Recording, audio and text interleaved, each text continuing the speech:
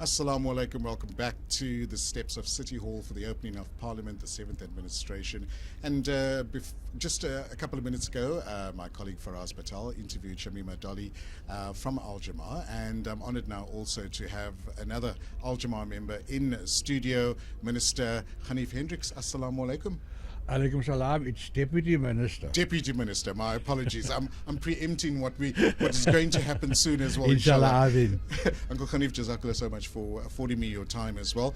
I can only imagine over the last couple of weeks you've had a hectic schedule, trying to arrange and put processes in place as well. But with your position coming in and taking the Deputy Minister position as well, a huge accomplishment for Al Jamaa as a party, but for yourself in that position, what are you hoping to change?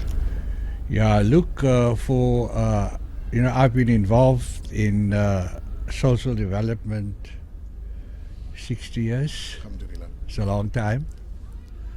And when the MJC formed the Majlis Shura al-Islami, which is a Muslim parliament, non-statutory one, I was head of the social welfare department. That time they called it social welfare, but now it's social development. So I had a long innings looking after the social welfare interests of 120 mosques. And my office used to then deal with that. And so I was also, when I was about 19, Sheikh Faik Khamildin was working for NICRO, National Rehabilitation of Offenders. He roped me in and I became the PRO of NICRO. Wow. So I did some work for grassroots, for old age homes. For example, the Weinberg old age home had a budget of 3 million that it couldn't cope. Sure. So I had to reduce their staff by 75%. Wow. To make them financially viable. So we've been involved, in many in social welfare activities all our life. So then I made another decision. I married a social worker as well. That's another 49 years of social welfare. Your personal, your own very own social worker to help you as well. Well, you just get married to a social worker. You see how they bully you. So social work has been, part of my life. And now, I'm 74. And looking forward to retirement, relaxing. But now I'm still stuck for the next 5 years to do not social welfare, but social development. Right. You were speaking about NICRO as well, and I think part of your portfolio is also looking at some of the drug rehab centers that is challenging in some of our communities. And we know in the Gauteng area, where we had a conversation earlier, that there were so many that were closed down. Now, if you look at the ripple effect that this has on our society, on our community, with these centers closing down, are you hoping to reopen these centers so that it can provide a need and an assistance for our community?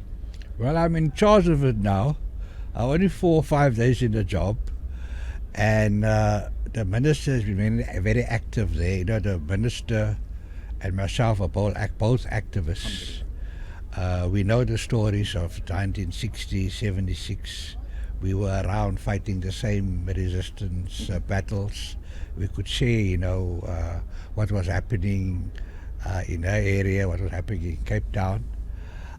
So she's very concerned about it because the budget is only 16 million in Gauteng. Right. 8 million goes for salaries. Sure. Wow. And they had a crisis, and now it looks like all the centers are closed down, but those staff are still working. Wow. Okay. We don't need staff. They need to be rehabilitating offenders. Correct. And so yes, it's a problem. I'm not sure of what the status quo is in the other 8 provinces, because only Gauteng hit the news. And so I'm sitting down with the Premier, Lasufi. I met him at the cabinet, Lekotla, and he also has a problem with NPOs not getting their funding. Okay. So NPOs also report to me. Right. I'm responsible for registration and deregistration and compliance. Okay, so no time retiring anytime Well, soon. well, we never know. The other challenge that we also have, especially in Cape Town as well, I mean, we have a massive, gangsterism issue as well, which affects the social development situation on how we live in the Western Cape. Are there any talks about, any projects, programs that will be introduced? Yeah, look, as you know, there's more social workers unemployed than employed, so it is high on the agenda, and the ministers are all already concerned. Now, because we ministers travel together, we sit in the same VIP lounge, we wait for we wait the hour, sometimes the planes are delayed. Mm-hmm. So just 2 days ago, I had the Minister of Police with me. Okay. And his deputy. Nice. And I engaged them about social workers. Mm-hmm. Mm-hmm. And they explained the challenges that they have. And I told them, Minister, my department, we have a 27 billion rand budget, but there's nothing much in there for social workers. Yeah. Most of our money goes to SASA, and I'm also in charge of SASA. Right. So that's another 27 billion I've got to look after. Wow. So I told the minister, your next recruit of police recruits, please take the unemployed social workers and make them policemen. Wow. And then redeploy them all over the country and let them deal with gender-based violence. Yes. And I told them, let them deal with a socio-economic response to drugs and gangsters. Brilliant. I think that's a very good project that I think a lot of our communities... But he didn't agree. He just looked at me. Good suggestion. And I told him, I'm also going to speak to the Minister of Defence. She also has a budget. They've got all the budgets. Right. Because SASA takes most of my 29 million budget. I only have 2 billion left. Wow. After SASA takes 27 billion. And when you become a pensioner, then there's another 2,000 a month added. Looking forward to that time as well. Al-Jamal waited until the very last minute to join the GNU. In fact, the 23rd hour, to be precise. And what was your thinking during that process? And do you think that the GNU is going to work towards a better and safer South Africa? Look, we were the most critical of the GNU because of the narrative of Helen Zille. Right. And the whole of South Africa then took her position as gospel. Some of our activists like Paget and everyone else believed what you were saying, and she indoctrinated them and came up with a narrative. So all of us were saying, it is you're a sellout, and we were criticizing everyone because of what she said, and they were just influenced by that narrative. So Al-Jamal thought, look, we will say what we have to say because we believe in a minority government propped up by us and the EFF and other small parties. Then we'll have the numbers. Right. So what we did, the EFF visited me at my offices in Howard Centre. We've got nice offices there. Our wives visited, and we must give them a credit card, and they shop the whole centre. Not a party's credit card, my own personal one. So I told Comrade Marshall, look man, why don't we form a progressive caucus? Don't come and see us individually and thank us for supporting, being against the GNU. Let's form a caucus. So he facilitated a progressive caucus, started a website, and the two of us worked together, and we got everyone together. Right. PAC, all the progressive parties. And then they wanted leadership from me, and I told them, look, we need to throw our weight behind the ANC so that they don't flirt with the DA. Right. And in the meantime, I told the ANC, please invite the EFF to be a partner. We will be there to support parties with the roots in the liberation movement. So the ANC did that. They went for a minority government, but the EFF said no. And when I heard that, we had this caucus, and I told President, Commander-in-Chief Julius Malema, are you prepared tomorrow to nominate Cyril Ramaphosa as president? Mm-hmm. He said, yes. I said, why? Mm. He said, look, he believes that the party with the most votes must decide who the president is. He's not going to dictate to them because he wouldn't want them to dictate to him. Right. So we had it in the bag.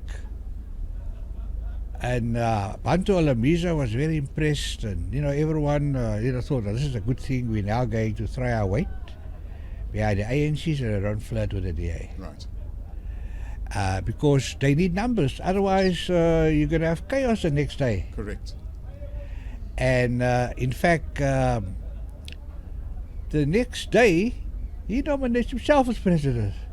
So Bantu said, no, this is not on. I'm going to join the GNU. They definitely put a spanner in the works. I'm going to join the GNU.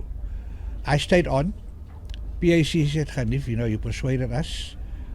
It's only one vote, but we're going to join the GNU. I said, no, I'm staying because I want the EFF and MK Yes. to throw the weight behind us, and then we have what we decided in the trenches in the liberation movement. We decided that we don't have a quarrel with the ANC when we get to government after the revolution. And this was a bloody revolution, right? After the revolution, once we've killed everyone we wanted to kill, then we'll form a government. Right. And we don't have a quarrel if the ANC takes a lead, but they must choose the best of breed from all those in the trenches. Small parties, big parties. Kibala was there, Yeah.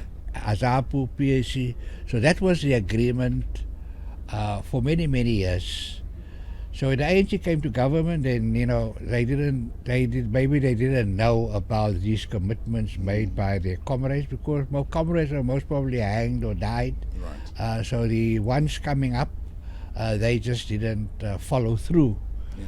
Because when we were in the trenches and we didn't duck the bullets according to who was the majority. Of course. All of us took the bullets equally. So now we have a situation that we have the Alan Ziller narrative, which organizations now that is now GNU. Well, I'm giving you another narrative. This was decided in the trenches. Right. So those people criticizing, they weren't in the trenches. Gotcha. I'm with you. We celebrate Mandela Day today. Yeah. Such a legacy icon that's left behind a big void to a large degree in terms of how we as South Africans work together. What are you expecting from President Cyril Ramaphosa in his speech tonight? Look, he chose the 18th of July, today we all give 67 minutes, because I think that was the time, the years Mandela spent in prison. Mm-hmm. So Al Jamal, for example, we spend the 67 minutes to help Palestinian, I won't call them refugees, they are brothers and sisters, welcome here, to get their permits and to get their temporary status. So my MPL spent time with the UCT Law Clinic, and then he followed through, so that's his 67 minutes. I had a live broadcast in front of the Western Cape Legislature with picketing, new posters that we've never seen before, and the new theme that we are doing to follow up on the Al-Aqsa flood is boycott genocide. Right. So boycott genocide is now the new slogan all over the world. It's still coming to South Africa, so we launched that for 67 minutes. And the other thing is that, 2 days ago with the rains, 67 minutes, we brought a lot of relief to the homeless. So we've been very active. So Mandela Day is to symbolize, basically to serve good causes, but we served our good causes to achieve Mandela's dream that South Africa one day will be free, because we're not free. Absolutely. So we thought, we're not free, especially the Western Cape, we're imprisoned.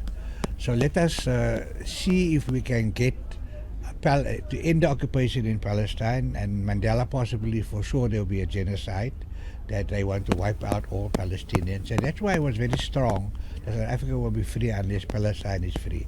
So we hope that the president tonight, because he called it a Mandela Day, will follow up his good work at the international courts and take this whole process further, And the best way our president can honor Mandela is to speed up South Africa's freedom. True. We are not free, so he knows that the obstacle is to end the occupation, to stop the attacks on Masjid al-Aqsa, to stop the genocide, and for a one-state solution from the river to the sea. Absolutely. And our president talks about from the river to the sea. Yes. And we have an election one-man vote, like we had in South Africa. True. So I hope he's going to call for one-man vote in Palestine. But I think he's going to spend 90% of his time saying that the ANC manifesto was presented to the GNU, and the first party to come out in support was the DA, which said we support the ANC manifesto 99%. The Was that Freedom very Front surprising? followed and said we've supported 100%. So what was on the table was the ANC manifesto and Right. some of our stuff, nothing of the DA. The only problem the DA had was with regard to the NHI. Right. And we questioned them, and they explained where their problems were, and we all understood, and we felt that they can easily overcome. Inshallah. So I told him my son has already launched 12 clinics because he's doing his PhD in NSI, Right. which is operationally in terms of the NSI, Gotcha. and it's working. Alhamdulillah. So tonight you can expect the president to boast and say that the ANC manifesto, all the NAD have agreed on it. We're now going to have an implementation plan, and we are going to have a budget for it and implement it. Inshallah. But the president has forgot that he promised the nation that there will be a national dialogue where the media, trade unions, business will all then say no, we support it, because I thought that what will happen is they will take bietjie van hier, bietjie van daar. Right? Almal moet nou eat. But it was 100% the ANC manifesto Wow. that we know over the years. Right. Nothing DA in it. Right. And international relations as well, not a whimper of complaints, so that will go forward. Wow. Uncle Ganief, it's been a pleasure. Jazakallah for affording us your time. I know we're in for a long evening, inshallah, but interesting, and hopefully we get a post-analysis after the opening of Parliament as well. We wish you the very best in your position. No, thank you very much. And we look forward to all the difference that you're going to make as well, inshallah. No, inshallah, we're here to ask, I can succeed. And all I can ask, please just make dua. Amen. And then also support the NPOs with all your spare cash. Inshallah. Jazakallah. All the very best to you. Shukran. Deputy Minister speaking to us, Honourable Ganief Hendricks. Always a pleasure catching up. We're going to bring you a few more interviews. Ministers are starting to arrive on the red carpet. We're going to try and make our way there. My colleague Faraz Patel and myself, Luqman Shadrack, will bring you a few more interviews at the opening of Parliament right here in Cape Town. Do stay tuned to Hilaal TV, Channel 347.